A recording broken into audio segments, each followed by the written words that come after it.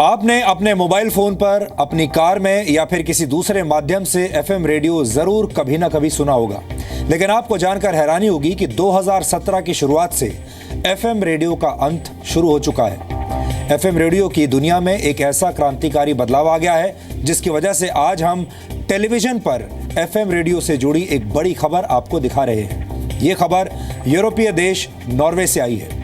Norway ने अपने सभी एफएम रेडियो चैनल्स को बंद करने का फैसला किया है। नॉर्वे अपने देश के रेडियो मोड को एनालॉग से डिजिटल की तरफ शिफ्ट कर रहा है, क्योंकि अब वहां एफएम रेडियो की जगह डिजिटल ऑडियो ब्रॉडकास्टिंग तकनीक यानी डीएबी अपनाई जाएगी। यहां आपको बता दें कि नॉर्वे में 1950 के दशक में एफएम रेडियो चैनल्स की शुरुआत हुई थी, जिसकी जगह अब डिजिटल तकनीक ने ले ली है। इस क्रांतिकारी बदलाव की शुरुआत नॉर्वे के शहर नॉर्डलैंड से हुई है। इस शहर में बुधवार से सभी एफएम चैनल्स बंद हो गए हैं। अब नॉर्वे की सरकार वर्ष 2017 के अंत तक पूरे नॉर्वे में एफएम रेडियो को बंद कर देगी। नॉर्वे ऐसा करने वाला दुनिया का पहला देश बन गया है। यहां हमें इस खबर को भारत के नजरिए से भी देखना होगा। रेडियो पूरे भारत के दिल में बसता है। भारत में रेडियो की शुरुआत वर्ष 1923 में हुई थी और उसके बाद से रेडियो देश के इतिहास के कई महत्वपूर्ण लम्हों का गवाह रहा है। रेडियो के जरिए ही देश के लोगों ने 11 मई 1947 को महात्मा गांधी का भाषण सुना था। उसके बाद 1947 में देश के आजाद होने की सूचना भी रेडियो के जरिए ही सुनी गई थी। देशवासियों ने तमाम बड़े नेताओं की मृत्यु के शोक समाचार से लेकर इमरजेंसी लागू करने के फैसले की घोषणा भी रेडियो पर ही सुनी थी। अभी हमारे देश की 99% आबादी तक रेडियो की पहुंच है, लेकिन डिजिटल रेडियो की बात करें तो इसमें थोड़ा वक्त लगेगा। पहले भारत को डिजिटल बनना पड़ेगा और फिर रेडियो डिजिटल बनेगा। आज हमने रेडियो की जिंदगी में आए सबसे बड़े बदलाव का एक गहरा डीएनए टेस्ट आपके लिए किया है।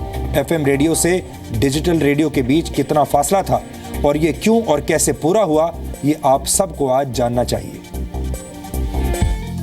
कभी फौजियों के संदेश पहुंचाने वाला रेडियो,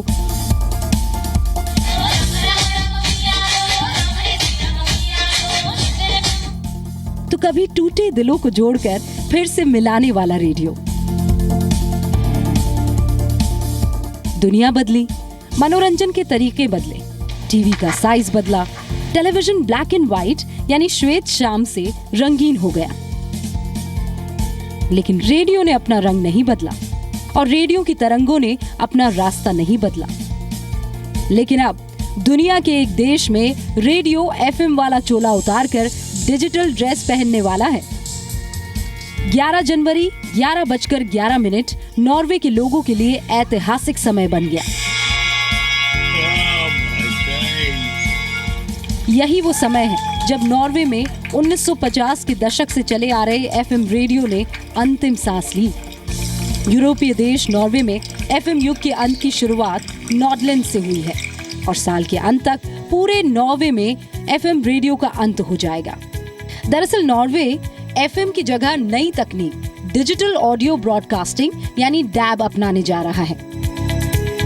नॉर्वे की सरकार ने यह फैसला अपने देश के रेडियो को डिजिटल बनाने की दिशा में उठाया है।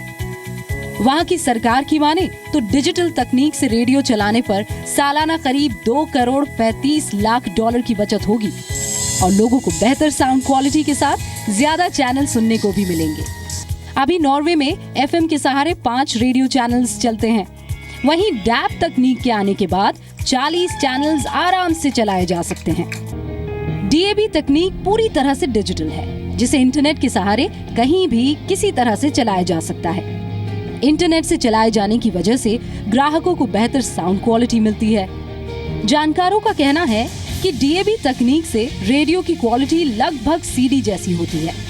डीएबी तकनीक से रेडियो चलाने पर उसमें गाने की पूरी लिस्ट बनी होती है, जिसमें कौन सा गाना चलाया जा चुका है और किस गाने को चलाना है उसकी पूरी जानकारी होती है। डीएबी तकनीक की वजह से रेडियो पर अगर आपका कोई पसंदीदा गाना छूट गया है तो आप उसे फिर से चला सकते हैं। फिलहाल ज्यादातर रेडियो चैनल्स एफएम पर आधारित है, जिसका मतलब होता है फ्रीक्वेंसी मॉड्यूलेशन। ये तकनीक 1945 में इजाद की गई थी और तब से लेकर अब तक रेडियो की दुनिया ज्यादा नहीं बदली है। नॉर्वे के लोगों को एनालॉग रेडियो से डिजिटल रेडियो की तरफ शिफ्ट करने में थोड़ी जेब भी ढीली करनी पड़ेगी, क्योंकि नॉर्वे सरकार के आंकड़े के मुताबिक देश की केवल 20% कारें ही ऐसी है जिसमें DAB तकनीक से रेडियो चल रहा है। बाकी बचे लोगों को अपनी गाड़ी में रेडियो सुनने के लिए $174 का खर्च करना पड़ेगा, क्योंकि सरकार के इस फैसले से नॉर्वे में करीब 80 लाख FM रेडियो सेट्स सीधे बेकार हो गए हैं। लेकिन अच्छी बात यह है कि DAB रेडियो सिस्टम अपनाने में लोगों को FM रेडियो की लागत का केवल 8वां हिस्सा ही खर्च करना पड़ेगा। अब जैसा नॉर्वे के शहर नॉर्डलैंड में हुआ, वैसा ही अगर अपने भारत में हो तो कैसा होगा? देश की सड़कों पर रेंगने वाली लाखों कारों, घरों और मोबाइल फोन्स की आत्मा इसी रेडियो में बसी है। और अगर भारत का रेडियो डिजिटल होगा तो शायद आपके मोबाइल फोन पर यह लिखा हुआ नहीं आएगा कि please use your handset as antenna, क्योंकि ज्यादातर मोबाइल फोन्स पर रेडियो का इस्तेमाल करने के लिए एंटेना की जरूरत पड़ती है। भारत के एनालॉग रेडियो को डिजिटल रेडियो में बदलने में अभी काफी वक्त लग सकता है, क्योंकि यूरोप जैसे विकसित देश भी अपने रेडियो को 2020 में ही पूरी तरह से डिजिटल कर पाएंगे। यूरोप के संपन्न देश स्विट्जरलैंड को भी पूरी तरह डिजिटल रेडियो लाने में कम से कम 2020 तक का इंतजार करना पड़ेगा, और भारत का रेडियो शायद इसके बाद ही डिजिटल फ्रीक्वेंसी को पकड़ पाएगा। लेकिन फिलहाल नॉर्वे ने रेडियो की जगत में FM युग का अंत करके रेडियो की बेतार दुनिया को डिजिटल धागों में पिरो दिया है।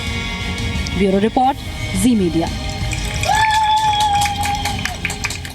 हमारी हमेशा कोशिश रहती है कि हम अपने दर्शकों की यानी आपको भविष्य के लिए तैयार कर सकें, और इस DNA टेस्ट के जरिए हमने आपको भविष्य की ही एक झलक दिखाई है, और हमें उम्मीद है कि आप ये विश्लेषण देखकर अपने डिजिटल भविष्य के बारे में जरूर सोचेंगे।